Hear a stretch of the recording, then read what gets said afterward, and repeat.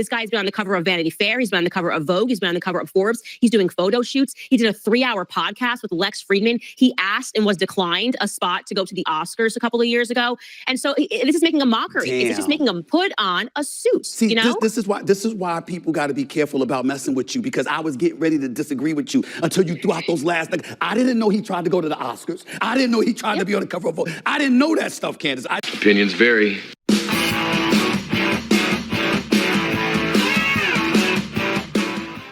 What's up, everybody? Welcome back to Opinions Vary. It is Candace Owens with Stephen A. Smith, and Candace Owens will set Stephen A. Smith straight a little bit, but Candace Owens isn't exactly true there. She's talking about Zelensky. A couple of things that aren't exactly true there. We'll get into that. We'll get into their conversation, which I find interesting because I think they're interesting figures, even though I don't agree with them all the time. Candace Owens has fallen out of favor with a lot of conservatives because of her stance on Israel and Palestine. And then we're going to talk about Hakeem Jeffries finally admitting that Joe Biden had a bad economy. Did he mean to admit that? No, he didn't. But we'll figure out how he did it. We'll watch him too. Ready? Let's go. You know, when you saw the election results take fold and you saw Donald Trump win the election, popular vote, electoral college vote, et cetera, what were the thoughts that ran through your mind when you saw the results transpiring? You know, I think that the first thing I thought was that old school expression, it's the economy, stupid. Mm-hmm. You know, we've done a lot and everyone's screaming at each other all the time. There's been all these social movements and he versus her and black versus white. But at the end of the day, people just weren't living well under the Biden regime. I call it a regime, but it gets down to how was I living? What were the gas prices? How expensive are groceries? Are you willing to try something different? And I think genuinely, there's a fatigue that is setting in, that has set in, that was beginning to sort of percolate, of people that are just exhausted with being angry. Do you know what I mean? Like the media constantly selling, this guy's this guy's that, she's this, she's that. I think we're all just tired, and that's kind of a good thing. I disagree. The Democrats don't seem to ever get tired of being angry at Donald Trump. It never stops. In fact, it just keeps getting worse. Do you believe that Donald Trump won the election, or that the progressive left and their thought process, their policy, some of the things that they were spewing, it was more a product of them losing? That's what I've been saying. It wasn't about him winning. It was about America saying, nah, he's closer to normal than what the hell we're hearing over here. We don't like this. And that's what transpired. What do you think it was? You are completely on the money with that. It was completely wrong. It was a lot about Donald Trump winning. A lot of people love Donald Trump's message. A lot of people. And yes, the left made it easier because they're so out of control and so insane at this point.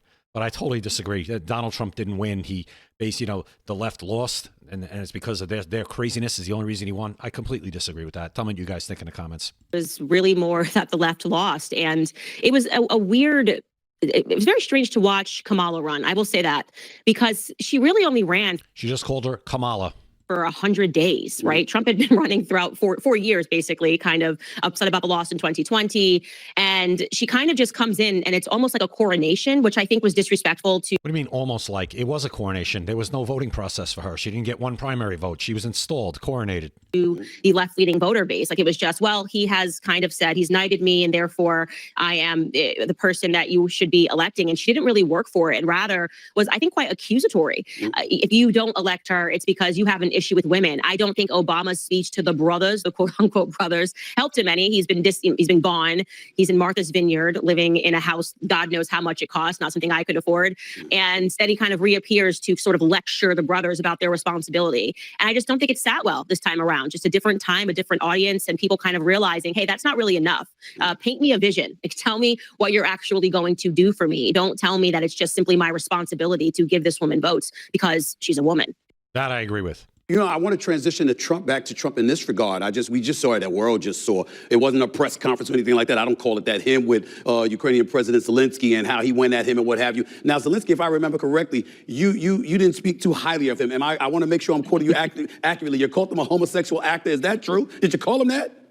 I also just called him the neighborhood crackhead, kind of just goes around asking for money. Well, I don't know that Zelensky is homosexual. He is an actor. I don't know that he's homosexual. And she said that. I don't know if she could back that up. Called him a welfare queen, ghetto. This is the thing. The media kind of had me depicted throughout BLM as this person that uses these words to describe Black people. I'm like, no. Let's be very clear.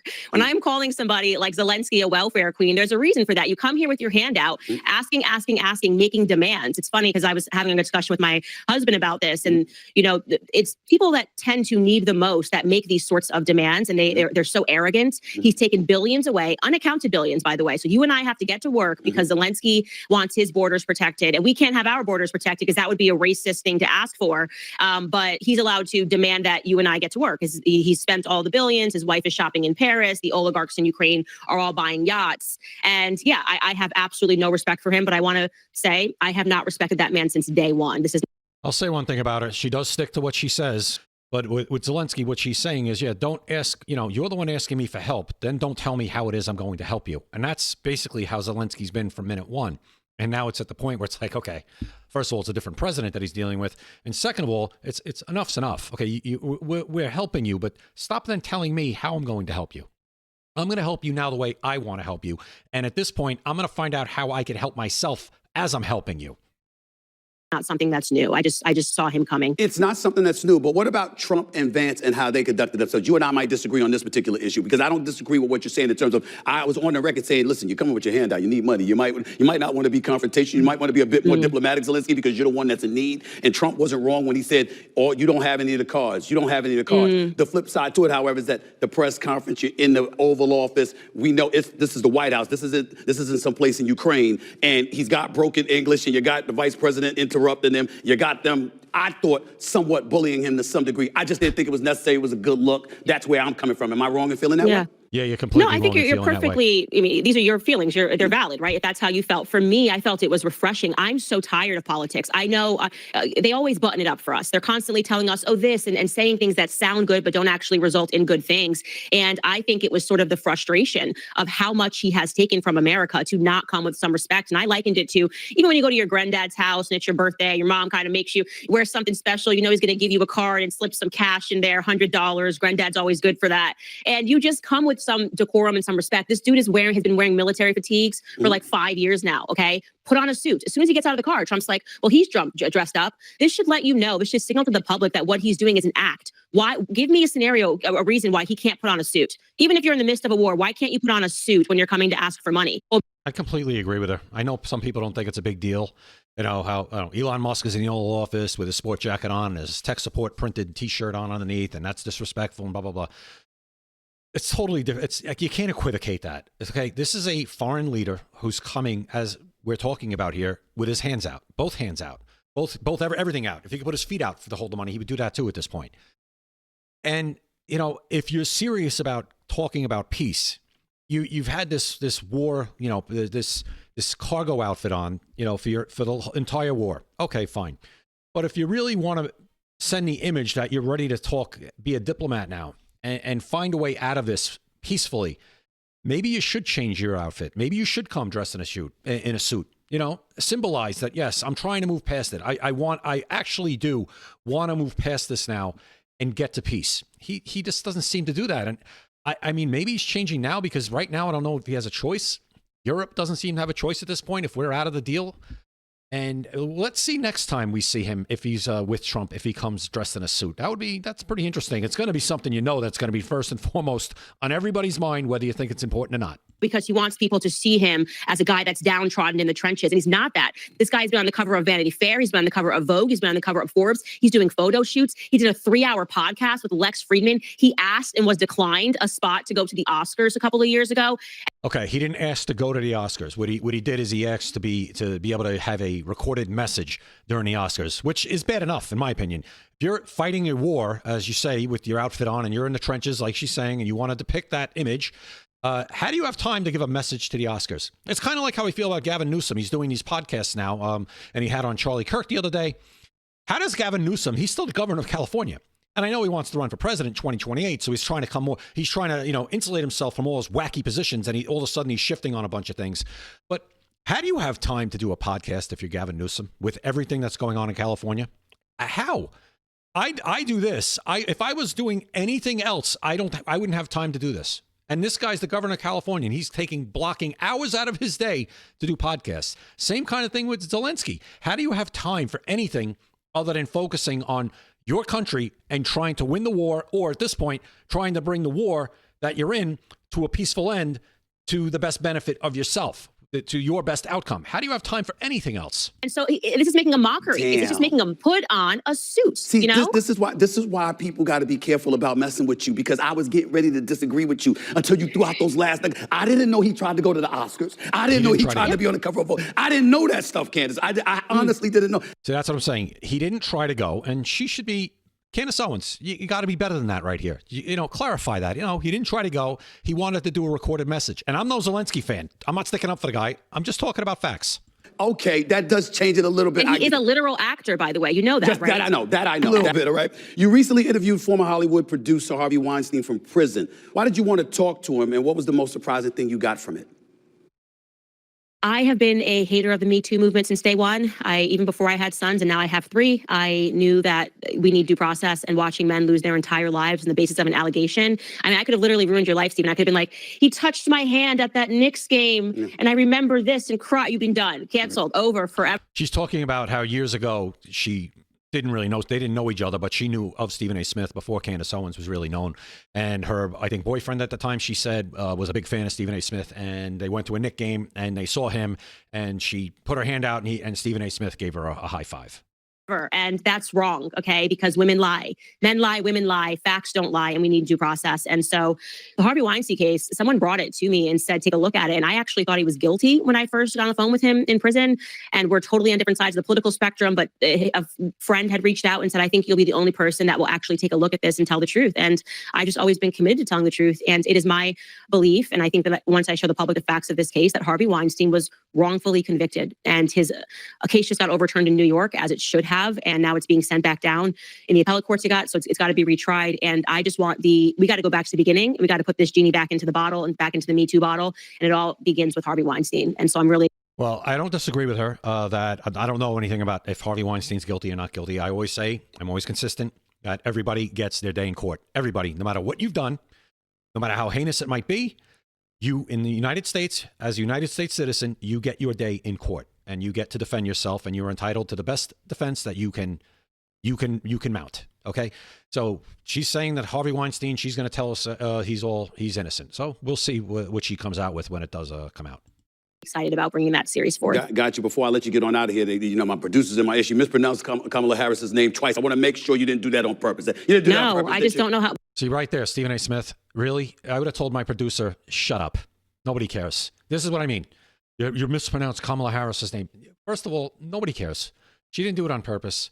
It's probably, a lot of people say Kamala, they say Kamala, and I understand it's Kamala. It's an honest mistake. It could be done. I've had my name mispronounced plenty of times, especially my last name. Plenty of times. Not on purpose. I'm not offended by stuff like that. Stephen A. Smith, this is why right here, you're still kind of deranged. And the Trump deranged, this is how you're Trump deranged.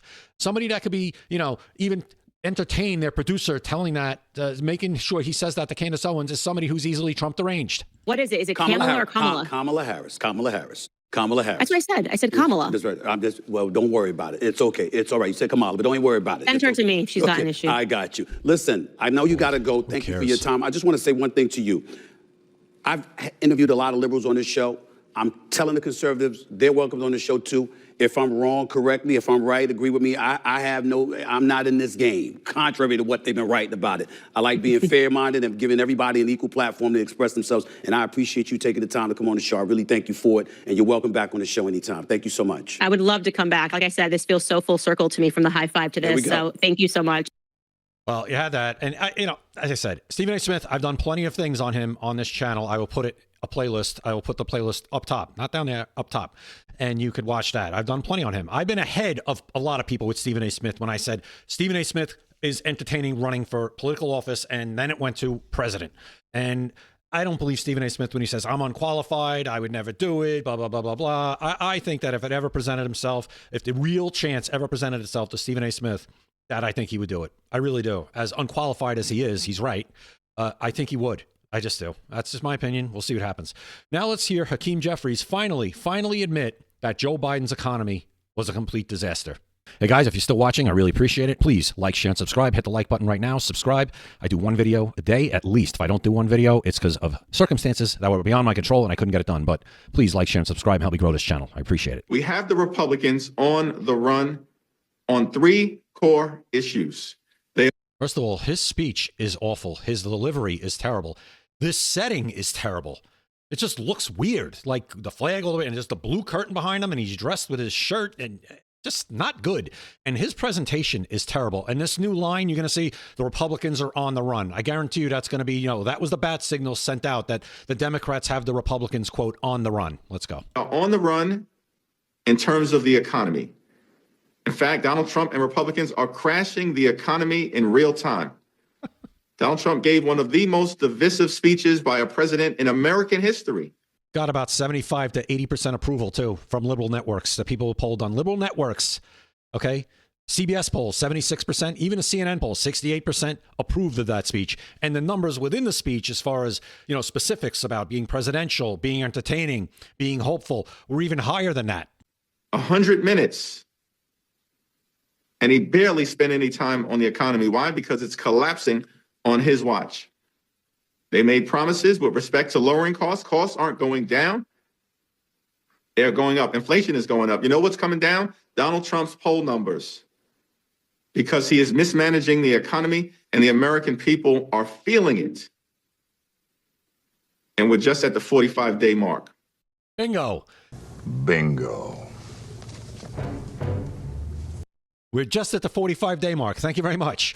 45 days, everybody.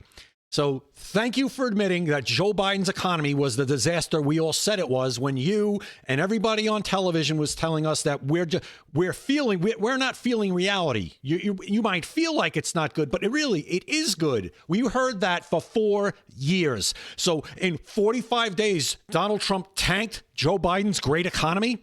We all know that's impossible because Donald Trump hasn't been able to implement anything that would have done that in 45 days. It's just not possible, and we know that.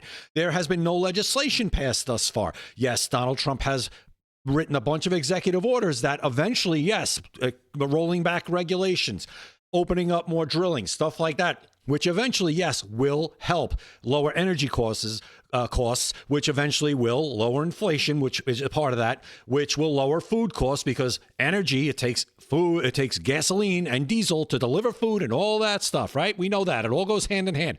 None of that could have happened within 45 days. So thank you, Hakeem Jeffries, for finally admitting that Donald Trump inherited an absolutely awful economy, one of the worst we've ever seen.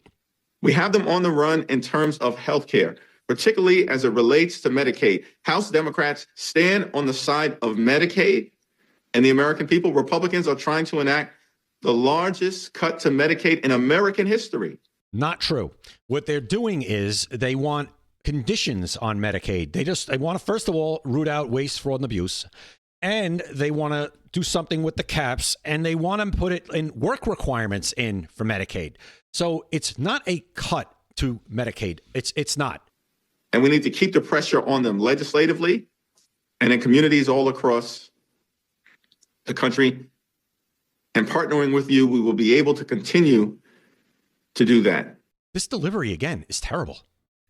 And we have them on the run with respect to the GOP tax scam, where they want to cut Medicaid, cut nutritional assistance for children and families, cut veterans' benefits, and potentially cut Social Security benefits by trying to decimate the Social Security Administration. That's all made up. That's all lies. They have not, Donald Trump himself has said he's doing nothing to Social Security other than he doesn't want to tax people that are getting it. He doesn't want to tax people that are getting it. Wow. Wouldn't that be incredible if you didn't have taxes on your Social Security? How great would that be? But Hakeem Jeffries says Donald Trump's going to cut Social Security. I don't know where he's getting that from. What he's saying about the tax scam. Donald Trump's tax cuts from the Tax Cuts and Jobs Act back in 2018, I believe it passed in his first term. If those tax cuts expire, everybody in this country, everybody is getting a huge tax increase. Huge. So Hakeem Jeffries, what's your plan if those tax cuts aren't extended? What are you going to do? This is the thing with Democrats. They don't give us any plans. They just complain about everything.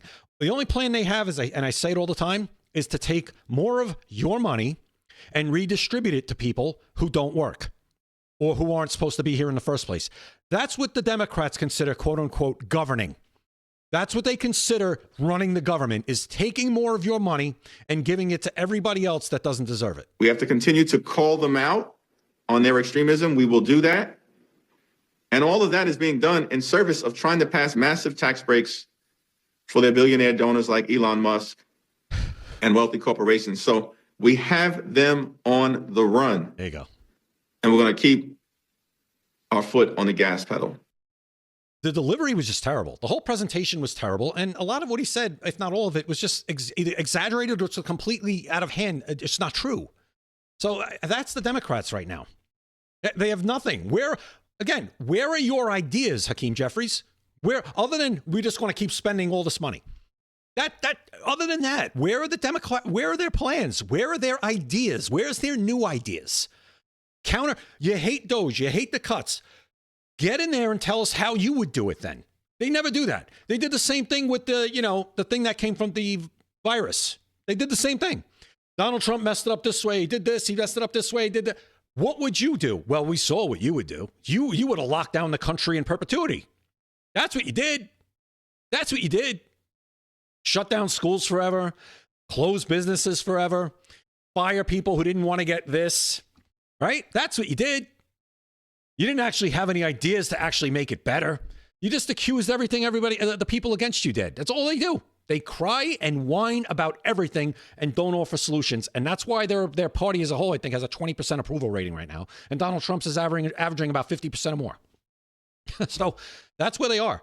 On top of everything else that we've just seen them do, like a Donald Trump speech. I did a video on that. I'll put that one at the end of the video. How their behavior in Donald Trump's speech, which was absolutely awful, beyond the pale. So they're in big trouble. And then you're going to hear now they're on the run. They're on the run. The Republicans are on the run. Bunch of nonsense. Let me know what you guys think in the comments. I appreciate you watching.